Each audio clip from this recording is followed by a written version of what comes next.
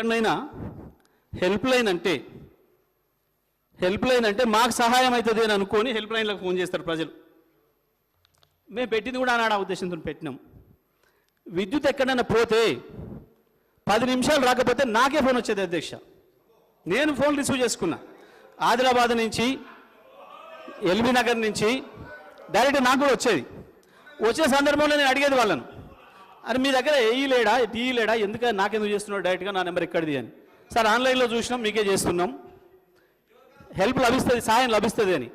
కానీ దురదృష్టవశాత్తు వల్ల ఆ హెల్ప్ లైన్ వాళ్ళ మీద కేసులు పెట్టడానికే ఉపయోగపడుతుందని మేము అనుకోలేదు అధ్యక్ష. ఇంత దుర్మార్గం ఇది. హెల్ప్ లైన్ కొరకు హెల్ప్ చేయమని ఫోన్ చేస్తే కేసులు పెట్టి జైల్లో పంపించే గొప్ప ప్రభుత్వం వచ్చిందని ప్రజలు మాట్లాడుకుంటున్నారు అధ్యక్ష. అవతల జర్నలిస్టుల మీద కూడా చివరికి సబ్జెక్టే అధ్యక్ష, ఇది సబ్జెక్టే, నేనే డిబేట్ కావట్లే.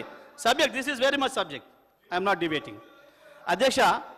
ఎవరు చివరికి సునీత కృష్ణన్ పద్మశ్రీ అవార్డీ, మిగతా పక్కన పెడదాం.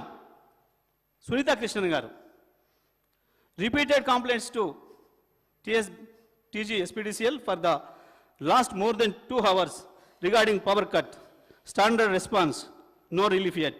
This is very inconvenient. The path of the department not to give the true picture, more concerning. ఇవి పెట్టింది.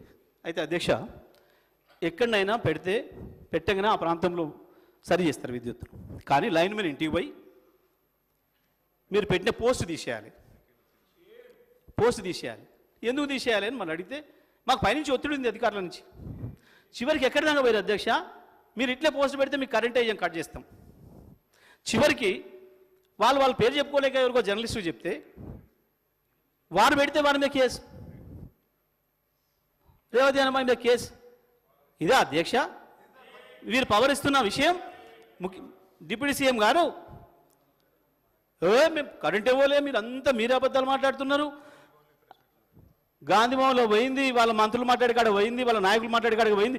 ఆఖరికి అధ్యక్ష, ఒకవేళ కరెంటు పోయిందని మాట్లాడమే నేరమైతే మరి వాళ్ళ ఎమ్మెల్సీ జీవన్ రెడ్డి గారు కరెంటు పోతే అధికారులను ఫోన్ చేసి ఎట్లా కోప్పడ్డాడో మన వార్తలలో చూసినాం. మరి ఆయన మీద పెడతారా కేసు? ఆయన కూడా పెడతారా?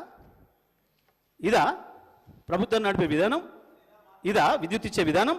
హైదరాబాద్లో 100, ఇక మెదక్ జిల్లాలో ధర్నా వచ్చిందనుకో, హరీష్ రావే చేయించిండు. ఆడ కరెంట్ కట్ అయింది అనుకో, హరీష్ రావే కట్ చేయించిండు.